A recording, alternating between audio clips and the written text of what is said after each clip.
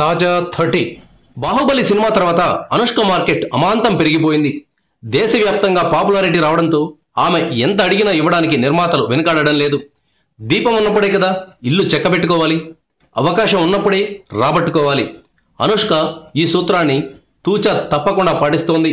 తన పారితోషికాన్ని భారీ స్థాయిలో పెంచినట్లు తెలుస్తోంది.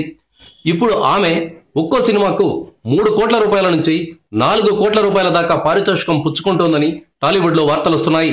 ఈ నేపథ్యంలో ప్రిన్స్ మహేష్ బాబు నటిస్తున్న భరత్ అనే నేను సినిమా కోసం దేవసేనను సెలెక్ట్ చేసినట్లు తెలుస్తోంది. ఇందులో మహేష్ ముఖ్యమంత్రిగా నటిస్తున్నారు. మహేష్ బాబుతో కలిసి అనుష్క ఈ సినిమాలో ఒక్క పాటలో మాత్రమే కనిపిస్తుందని చెప్తున్నారు. ఇది ఐటమ్ సాంగ్ అని, ఈ పాట సినిమాకే హైలైట్ గా ఉంటుందని సమాచారం. ఈ కారణంగానే ఈ ఒక్క పాట కోసం అనుష్కకు 2 కోట్ల రూపాయల ఆఫర్ ఇచ్చినట్లు ప్రచారం జరుగుతోంది. ఐటమ్ సాంగ్ కు ఇంత భారీ మొత్తంలో అనుష్క పారితోషికంగా అందుకోవడం ప్రస్తుతం హాలీవుడ్ లో హాట్ టాపిక్ గా మారింది.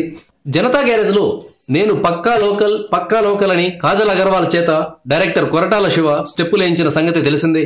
ఇప్పుడు ఆయన భరత్ అనే నేను సినిమా కోసం ఐటమ్ సాంగ్ కు అనుష్కను ఎంపిక చేశారు.